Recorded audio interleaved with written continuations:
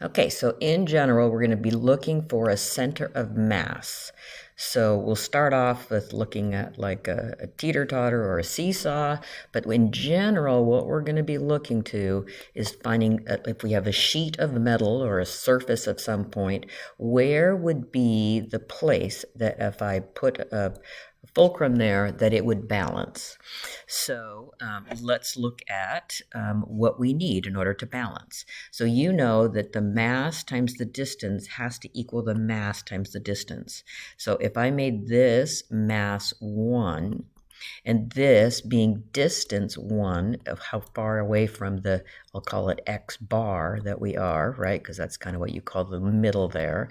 Then if I had a bigger mass 2 over here and a smaller distance 2, as long as these two equal each other, you will get a balance.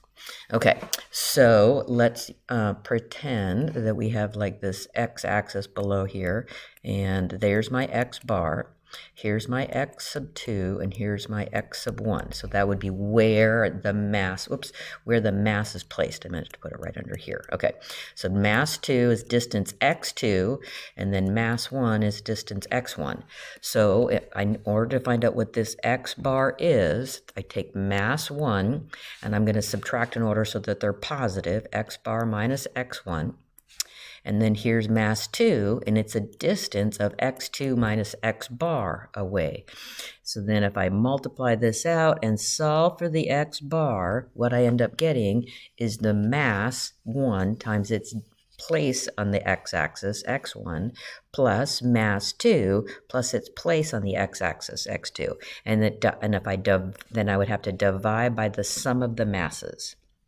Okay, so in general, what that means is if I've just got a line and I'm trying to find the x bar, I add up each mass with its distance, however many masses I have, and then I divide by the total number, the total system. Okay, so now let's go to x bar, y bar.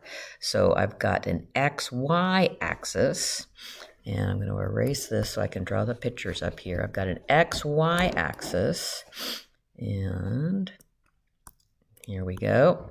And I'm just going to jump to the example here to illustrate what this means. Okay, so I want to find the moments, and that's what the m sub x and the m sub y are, to find the center of mass, which is going to be an x bar, y bar. Okay, so let's look at, so these are the weights of the masses, right?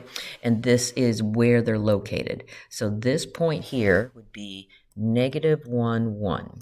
Negative 1, 1, whoops, negative 1, 1, right there. And the weight of that one is 3.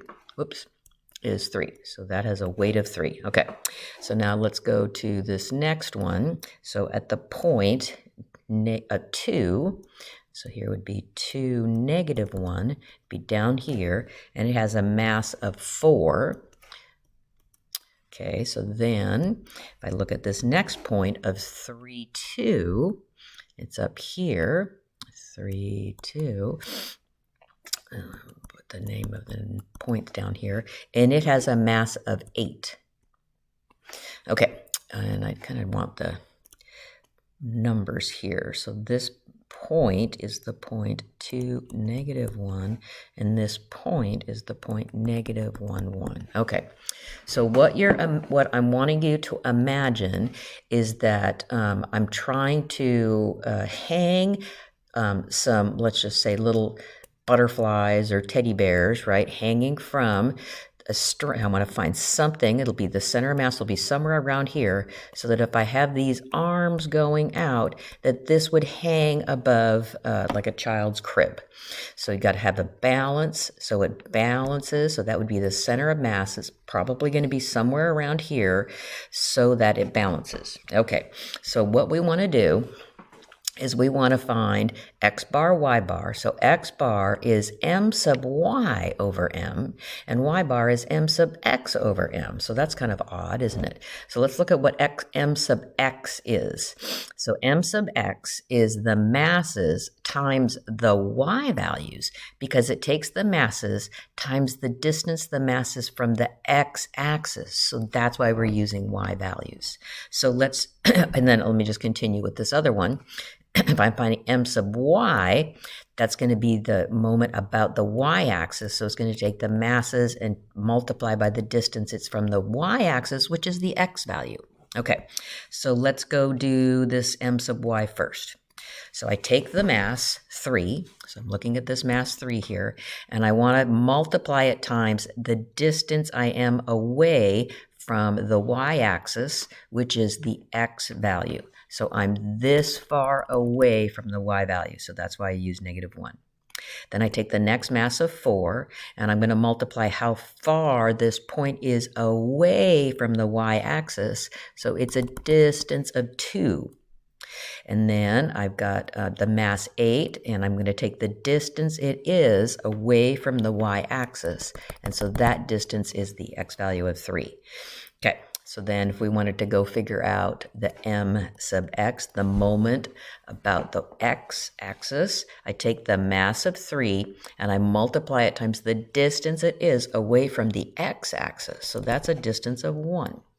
Take the mass 4, the distance it is from the x-axis.